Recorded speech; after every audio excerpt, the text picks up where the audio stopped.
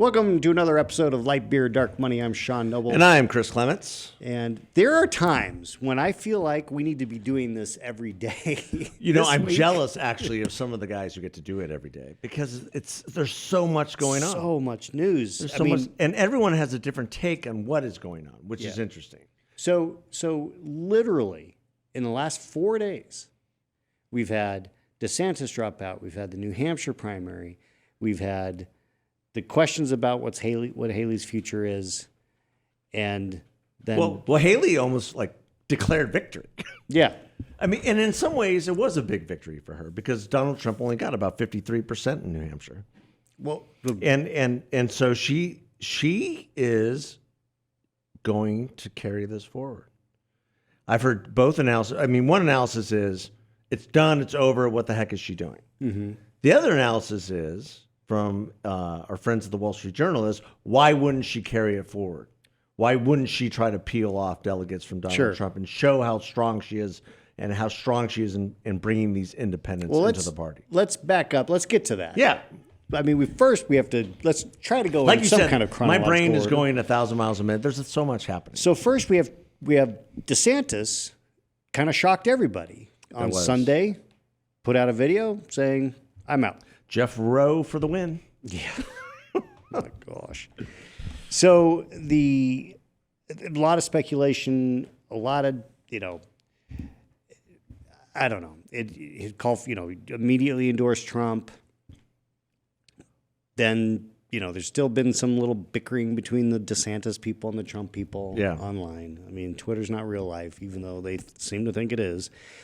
And I just thought it would be useful to just walk through some of the issues of the DeSantis campaign, because a lot of people, some people are the worst campaign ever. I think Ben Dominic wrote a really good column. Great column. Talking about the 10 worst campaigns. DeSantis was not listed there. I think he did that on purpose because it wasn't a terrible campaign. I mean, there were some stupid things that they did. It was the fact that, and this is my belief, and I think we talked about this months ago, after the Bragg indictment in New York, as people may recall on this podcast, we said it's going to be, this is solidifying Trump. Yeah, it's all part of the plan. They want Trump to be the nominee. It's all part of the plan. Andrew McCarthy had a great article in the National Review about this specific thing. Everything is going according to the Democrats. Yes, plan. They wanted to, and so they indict him, and they knew that would solidify his base. It certainly did more so than I think they expected, and so they said, let's do some more. And every time they indicted him, he got more and more solidified, the base, and more unbeatable. People who were even, cold or cool to the idea of Donald Trump kind of rallied behind him. Right, because they saw the lawfare. They saw what the Democrats were trying to do with these outrageous charges. I mean, the case that probably has the most legs that you've talked about is the documents case. Right. However, that's going to drag on now probably for quite some time. Yes. And then Fani Willis and her boy toy up in Georgia. That's the Senate is open. The Georgia Senate's opening up an investigation. The AG probably will open up an investigation, and that thing's going to fall apart. Yeah. Yeah. So that was the other thing the Democrats were like, no, this is real. Some little district attorney in Georgia is going to bring all these charges to all these people who are really actually quite good lawyers. Yeah. and are going to fight her tooth and nail. So there was at the beginning. I mean, certainly there was a reason for DeSantis to jump in.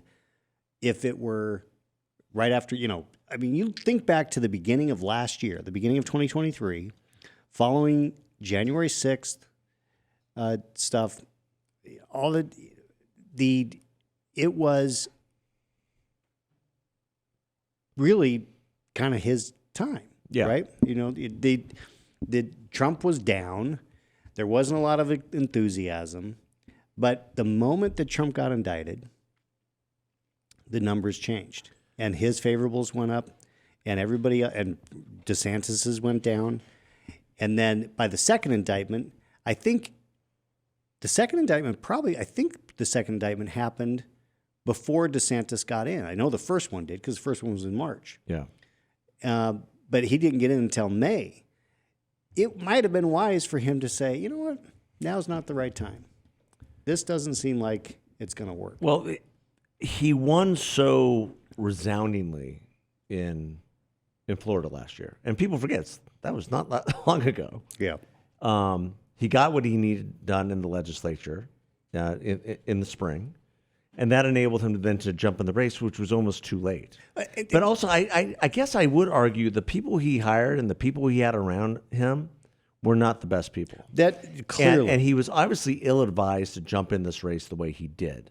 And the timing that he 100%. did. I was speaking with somebody earlier today, and there seems to be like this thought that he believed that Trump wasn't really running, that he was really just going to eventually drop out. He was just throwing his hat in the ring for the time being. But then these indictments happened, and it steamrolled.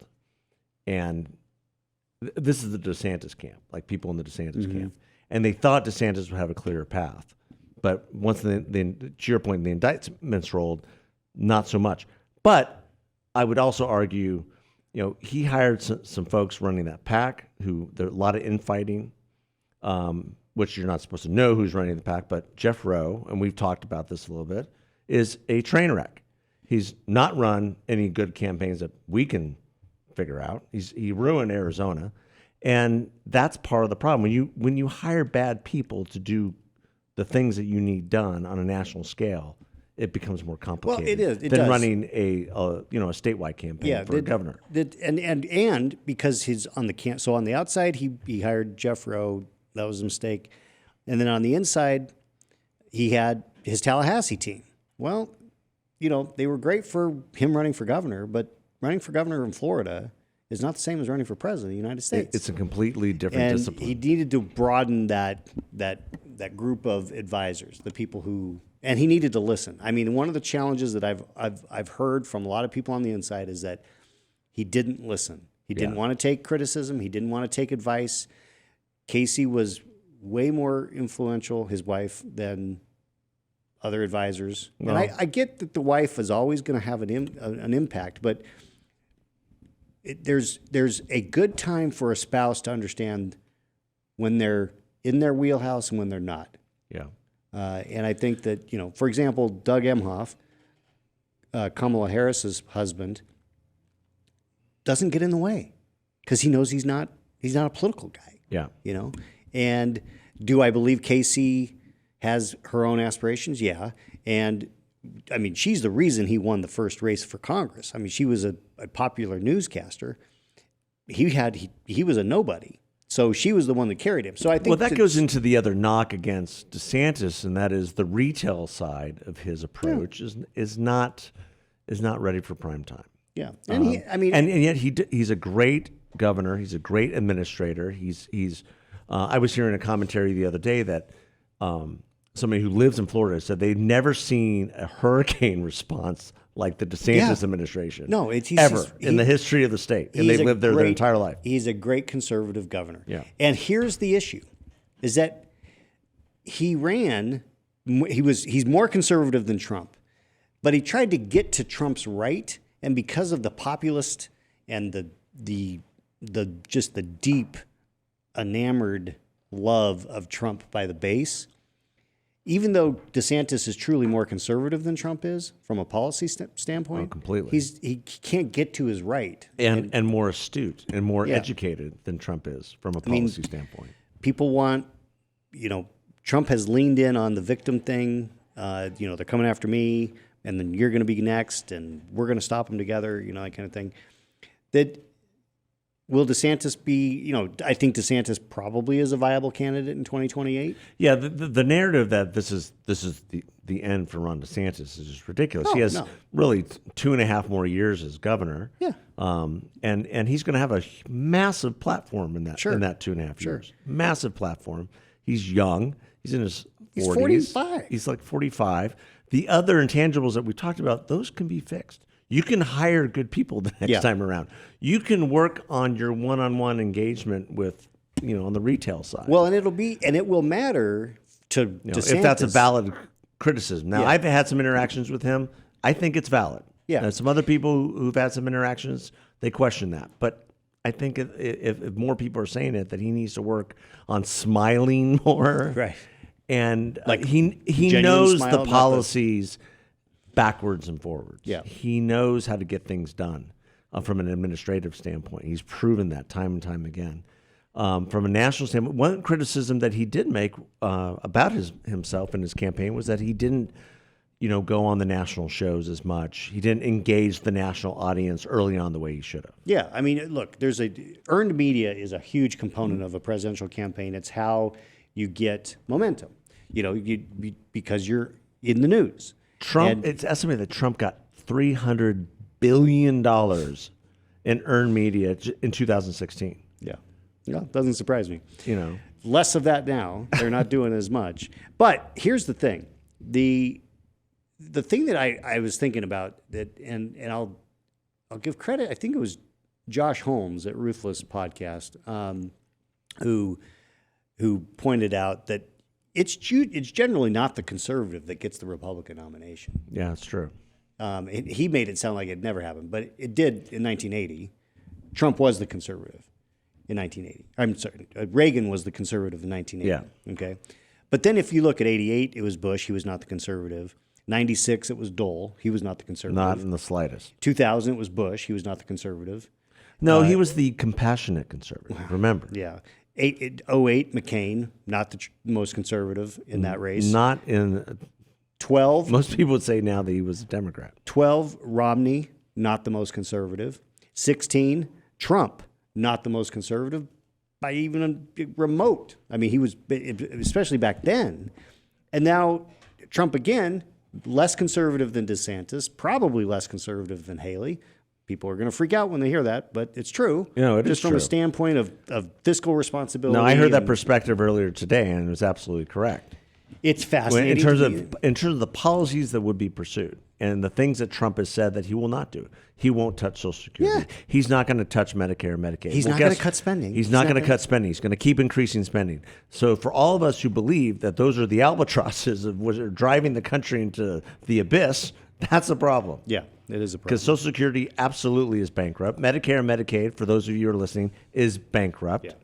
And the spending that we have, $34 trillion in debt, is going to be the undoing of our country. Yeah, it's out of unless we control. address it. Out of which control. is why you have a cabal of conservatives in the House, revolting right now. Right. So now then New Hampshire happened. So he drops out on Sunday. New Hampshire's on Tuesday. Yeah. And it becomes the true head-to-head, Haley, Trump.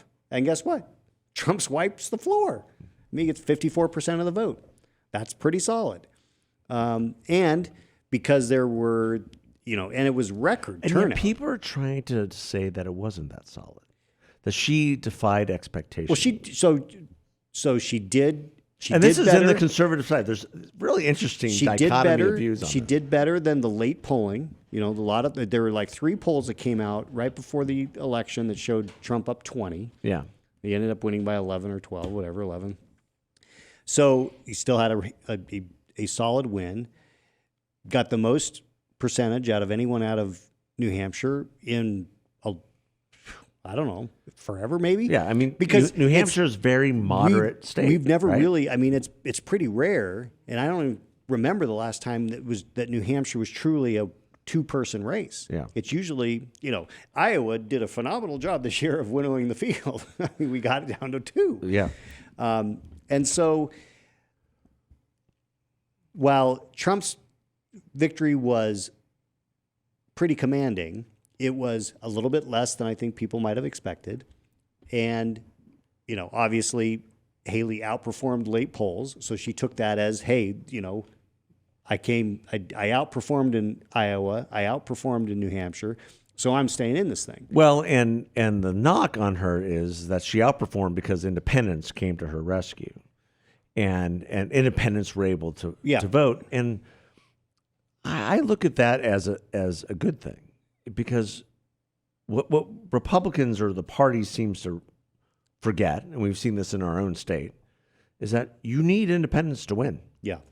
And I don't know what Trump's plan is once he secures the nomination in terms of his VP pick or anything else, but it's going to have to be somebody who can appeal broadly to the people he can't appeal to, who've written him off. Maybe. And I don't think he's thought about that. Yeah, I mean, I think his ego is too big to think about that. it probably. I think Despite he thinks that the advice he might be getting. Yeah, I mean, people were saying, like Donald Trump Jr. and even Tucker Carlson and other people were saying, no Nikki Haley for vice president. No, she's a Democratic stew. She's part of the establishment. It's like, that might be true, perhaps. I don't think so. No. She was an amazing UN ambassador. Well, her policies are conservative. There might be some neocon-ish foreign policy pieces on that. People but forget. so what? People may forget she was the Tea Party candidate for governor in 2010. Exactly. When she won in South Carolina. And so that's all just a narrative that I don't really buy into. He would be well served picking her as his VP. 100%. Well served. Because the reason, remember, he's a lame duck if he were to win. And that's the reason that a lot of people around him don't want her to be VP, because then she's in the driver's seat for the next term. Yeah. So maybe he can pick a DeSantis. Would DeSantis Well, do it? I don't know. Or Tim Scott. Your buddy Tim Scott. I would say Tim is Scott engaged, by the way. Yeah, I would say Tim Scott is more likely than Haley or DeSantis to get the nod, but I'm not certain it'll be Tim Scott. I don't know who it'll be. You don't? You haven't thought about it? I've thought about it a lot. Do you think it'll be a woman? I think it A woman? could be. Wouldn't it? Yeah. I mean, it should be. If it's not Tim Scott,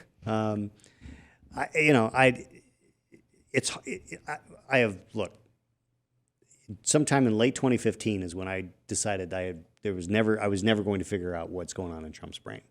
So, and I've never tried.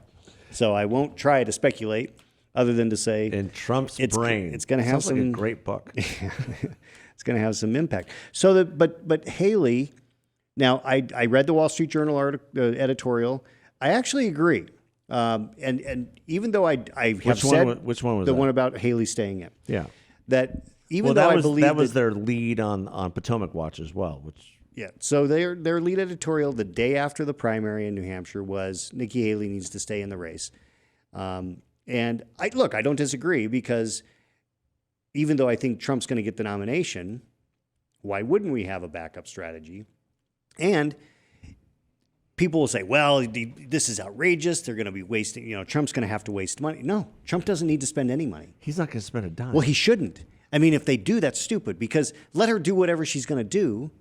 And she's raising a ton of money right now. She's going to raise. We've got another month before South Carolina. Well, she's going to have a boatload. She maybe. I mean, there are two events that are happening in the next week or so that are very important to this, and that is the Koch network is meeting. Your on their old weekend. friends, My old friends, the Dark Money Network. They're going to be meeting this weekend, and as we know, Americans for Prosperity, a Koch operation, endorsed Nikki Haley. Mm-hmm. So there's going to be a discussion about where do they go from here. And then AOA, the group that Paul Singer put together with Ken Griffin and some others, are meeting in Palm Beach, later on, week from or so.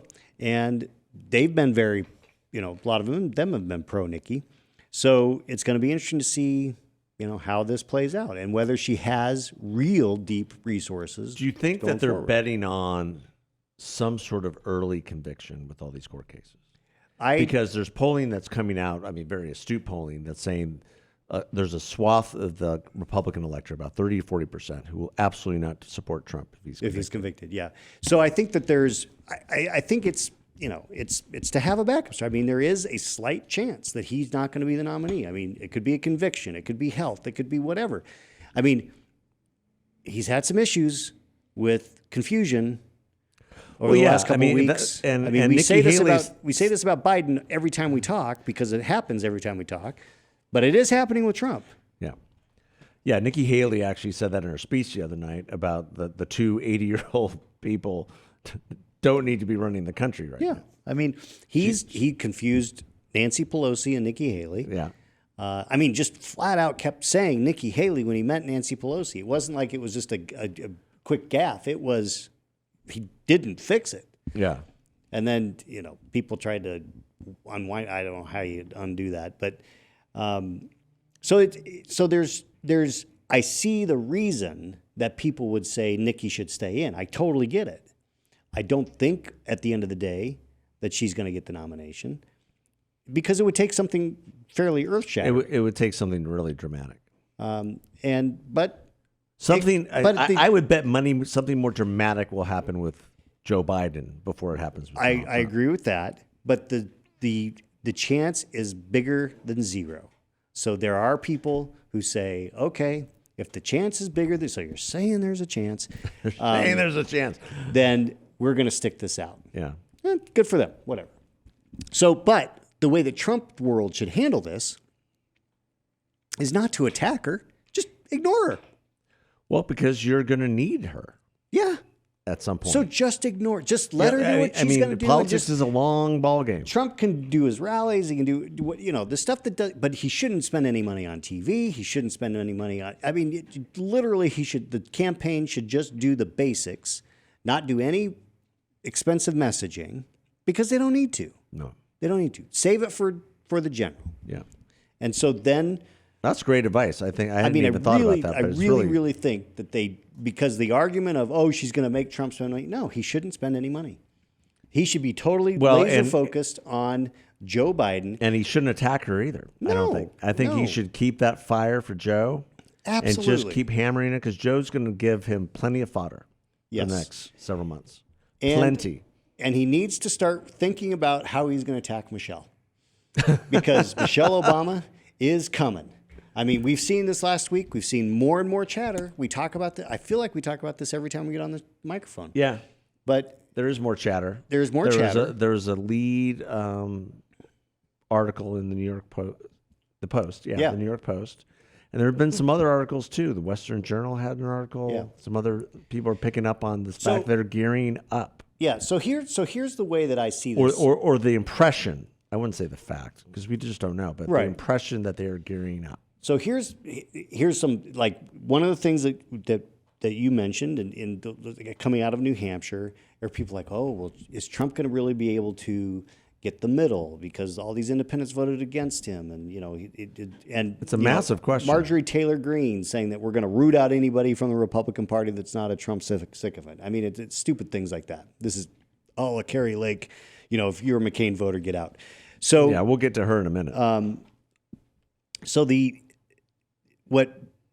what I think, so people will say, oh, well, so Trump isn't an automatic against Biden because he's got all these things and Biden could still pull it off. And I don't disagree, but the factor, the wild card that for whatever reason, I just don't feel like it gets talked about enough is this is not going to be a two-person race. There's going to be a third and a fourth and probably in all the analysis that I listened to the last several days, that is, you're absolutely correct. No one brought up the fact that there are other candidates running. Robert F. Kennedy Kennedy is polling really well. And those 30 to 40% of those voters in New Hampshire, Republicans who will absolutely not vote for Trump, because that was some polling that came out, where are they going to go? They're not going to vote for Biden. No. And I know a lot of Republicans are like, screw this, I'm going to vote for RFK. Yeah.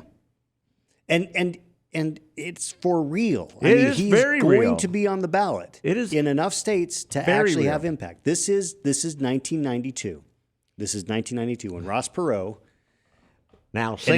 enabled Bill Clinton to win the election. I don't have a good Ross Perot impression. Now, I'm not good at impressions.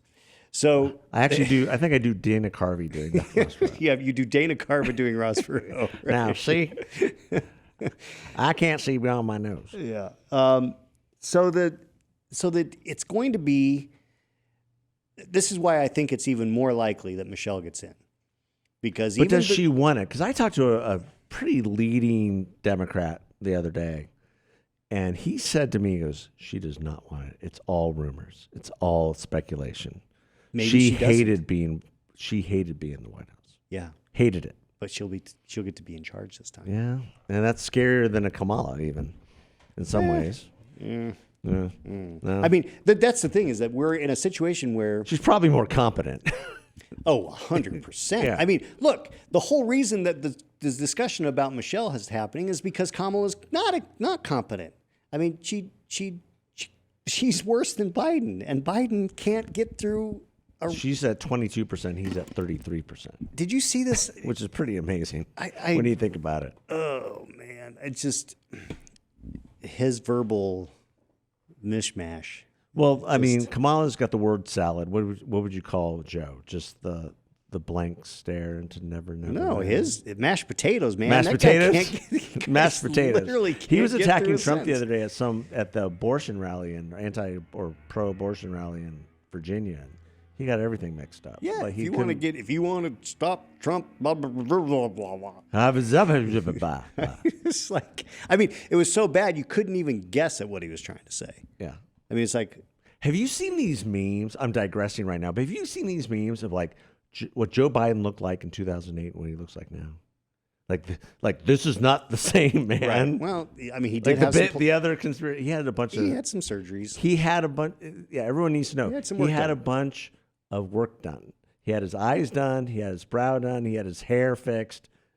Yeah. That's called plastic surgery. Called plastic surgery. Yes, he He looks had different. his It's not a different jowls person. fixed. People It's not are a like, different That's person." not the real Joe Biden. Well, it's the Joe Biden that came out of the plastic surgery Yeah, factory, exactly. right? I mean, it happens when you get that age.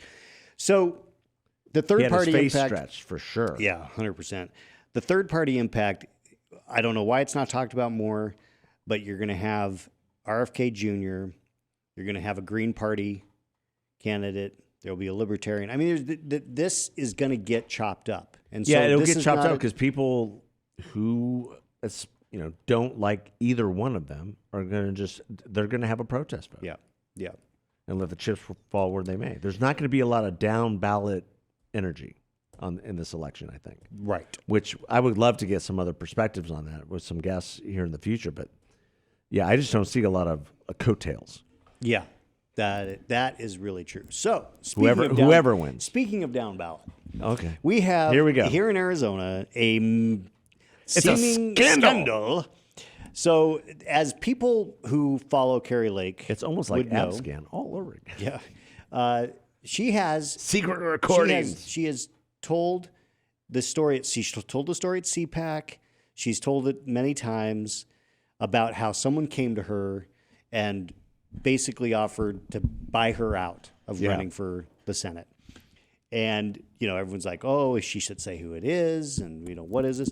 So the audio of this conversation. She didn't say that she had recorded it. Which apparently she records every conversation. So, full disclosure. So I'm you gonna had get lunch with her? I had lunch with her last, I don't know, was it August? In which I will tell you now, I told her that I didn't think she should run for the Senate. But you didn't bribe her. You didn't give her money. No. Okay. I- Well, at least I we're was getting just- that on record. Right. I had read her book and I said, I think that, you believe that you've been called of God to save the country and you can't save the country from the Senate. That's what I told her. Yeah. That running for the Senate is not going to put her in a position So, to actually therefore, save the country. for the record, if there is a secret recording of Kari Lake and Sean Noble having lunch, where'd you have lunch? We had lunch at the Collins. And I look, Having lunch at the Collins, and if there's video, we want to see it. well, I don't think there's video, but apparently there's audio because apparently she records She every records conversation. everything. So, okay. So it's out there, right? She All right? is the Richard Nixon of our time. Nipping it in the bud. She can release that audio. Go ahead, Kari. But she recorded this conversation with Jeff DeWit, who Jeff, came and said, unwittingly, the people back east, they want to know what your price is to not run, blah blah blah. Yeah, I listened to it. It's not good. He sounds like a mafia don, well, which was weird. I mean, you're that later in tall. the conversation, he sounds more normal, but at the beginning, it's like very weird. And so, this is scandalous because it was a yeah, it's pretty something outrageous thing. you're not supposed to do. Right. Now, he claims that the audio is selectively edited. Not sure exactly what would have been left out to make it look any better. And so he was going to say, forget it, I'm not going to resign. And then apparently, boom, the Lake people said, if you don't resign, we're going to release another audio that's even worse. And he said, okay, I'm going to resign. So I don't know what's on the So other basically, audio. she's trying to take control of the party. Well, in many The weird ways. thing is, so this Isn't is there what's like a weird big to meeting me. this weekend? Yeah, it's this weekend. Yeah. Timing. So, but the weird thing is that DeWit has been a fan of hers. So keep in mind, she was working for him at the time that this recording happened. She was working at his company. Oh, she was. Yes. That's right. And so, I didn't even think about that. and so it's like, it's not like he was, I get that he was just having a conversation with her. His claim that he was just having a conversation. And I don't think it was smart for him to do. I think whoever talked to him, he should have said, tell her, you go ask her yourself. Yeah, I'm tell not her gonna do yourself. I'm not going to do it. it. But And he probably didn't have any force of like offering to give her. I would imagine. I don't know. But my point is that he's been, as chairman, he has been what I mean, and maybe I'm wrong, but I've only assumed that he's been pretty supportive of her. So Versus Sheriff Lamb. well, yeah, Or whomever. I mean, because the guy is like, he is as MAGA as they come. I mean, he was Trump's COO in 2016 and 2020. He was NASA COO in the Trump administration. I mean, it's not like this guy doesn't have credentials in MAGA world. No. But now all the Kari Lake people are saying he's a rhino, he should go, so he's resigned. Well, the Kari Lake people think everyone's a rhino. Yeah, that's true. They think you and I are rhinos. That's probably true. It's probably true. Just for having a conversation. Yeah. I mean, I was offering advice. You're a rhino because you tried to persuade her to 'Cause actually do the decent thing and not embarrass herself again. Well, my argument was that if you truly want to save the country, you're not going to do it from the Senate. So be the surrogate for Trump. You might be his VP. You could be, you could run for president after he's done. I mean, she might be in the administration, which Yeah. that would give her much more authority to do different things. yeah. So anyway. What do you think she'd be qualified for? I don't know. Press secretary? Yeah. Oh, she no, could do he that. torpedoed her the other day, too. Who? You see that? He's been going after Kayleigh McEnany. Oh, really? Oh, yeah. Yeah, calling her a rhino. Which is like, what? Is there anybody that lasts more than a couple of years there? So- I don't know. Yeah. Anyway, so the state party is in shambles, and we'll see what happens It's this a Saturday. mess. And Jeff could not get it going either after the shambles it's been in for the last 10 years. It was. Look. I mean, Just a big I would mess. guess that he's pretty relieved at this point because he didn't necessarily. He was kind of recruited to take this job. Yeah. It's not a paid thing. It's a lot of work. It was Kelly. Tremendous amount of work. Kelly Ward left it as a complete As a disaster. shell. She used it as her own fundraising platform. Yeah, I mean, whatever. The question really becomes: do the Trump folks care enough to weigh in and try to have a reasonable person as chairman, or are they just going to say, we're not going to screw around with that? No, We I can do think our what's own going to thing. happen now, she's going to install whoever she wants as chairman. And she's going to go to the meeting this weekend and she's going to make a case for whomever. Well, it'll be interesting because Trump comes to Phoenix tomorrow, Yeah. and he's got a big rally at some place. So, At So- some church, right? yeah, so he'll right? be. So I would assume it will. It'll Are be you interesting. going? No, it'll be interesting to see whether he I am not going either. whether he weighs in on the chairman issue. Well, I'm sure he will. I'm sure he'll weigh in you? on all of it. I mean, I mean, if not publicly, quietly, and then it'll be decided this weekend. yeah. Well, we'll wait and see. But I mean, the party's been a mess for a decade. Yeah. Complete mess. Can't raise money. Can't get out the vote. Can't do all the blocking and tackling that you should do as a party.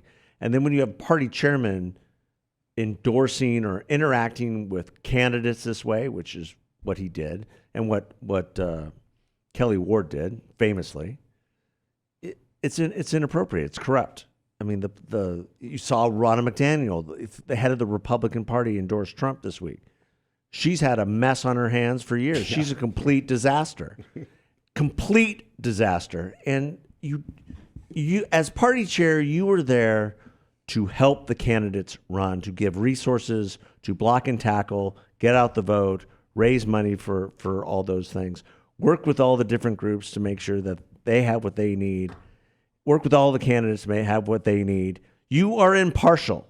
You are Switzerland. You should be. Supposedly. And that we haven't had that in a long time. Yeah. You can be as conservative as you want, or as MAGA as you want, or as die-in-the-wool rhino as you want, whatever it is. That's a personal perspective. That's a personal animus, your own personal animus. But you have an organization to run. Yeah. And your first priority is to make sure that organization is run in the most efficient and the most transparent and the most operative way possible. Right. And it's not a platform to get you to one, higher office, and it's not a platform for you to be a kingmaker or a queenmaker in politics. Yeah, it's not the role of the That is party. not the role of a Republican Party chair. Yeah. And if you think it's the role of the Republican Party chair, you're sadly mistaken. Yeah. Well, it'll be interesting to see how this plays out. Kelly And Ward. We'll report back. And I don't next think week. Jeff was trying to do that. I don't. No, I think he was trying to do a good I job. think he actually understood that. Yeah. And that conversation is unfortunate. And maybe that's part of why Kari leaked the tape now. Yeah, Is maybe. because she didn't like what the direction was going. So I don't know. It'll be. She's a real piece of work. It makes me wonder why she sat on this for 10 months. It just doesn't. It doesn't make Yeah, sense. that's just slimy. So. Anyway, well, that's a lot to digest. That is a lot. I mean, we've got a month before South Carolina. There's going to be a lot of mud flowing because your advice will not be followed. Yeah. He can't help himself. Well, he was. You could tell that Trump was pretty unhappy at his victory speech in New Hampshire because Haley went out before he did to basically declare victory and say she was going forward. He was like, "Whoa, why is she doing this? This is outrageous." Everyone should. And yet, you have to give credit where credit is due. And after January 6th, everyone thought Trump was dead. Yep. It was over. Trump world was dead. And Democrats were going to make sure that they put a stake in it. The opposite has happened. Well, and it's So not only that. strategically, you have to ask, He went a year. what are you trying to do? He went a year. Remember, he went a year where it looked like he was not going to go anywhere. And then the 2022 election happened and we got wiped out and a lot of blame went to him. And so then it was like, what is going on? He came out of that. Now, we'll go to the indictments, pulled him out of the fire. And to his credit, he's put a very strong team around him. This is not the 2016 election. It's not the 2020 election. This is a real election operation. Susie Wiles and Chris LaCivita are professionals We should who are have them good at on. what they do. And they have, they've created a situation where Trump can be Trump. He is chaos, whatever.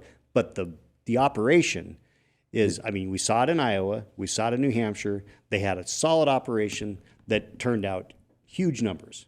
Numbers. Yeah, and that's a good point. Iowa no one has won Iowa like that, and no one has won New Hampshire. We haven't had a candidate break 50% in my lifetime that I'm aware of. No, you're absolutely in a right. contested So you have to race, give credit where credit is due. Yeah. No, moving towards the general, they need to start pivoting towards that.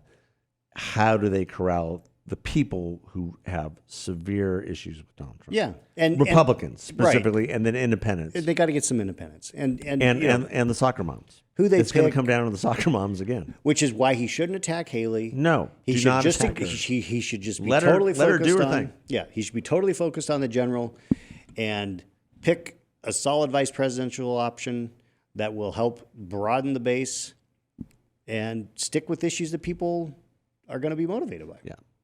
And stop with she's not a Republican, she's a Democrat plant and all this other. It's not true.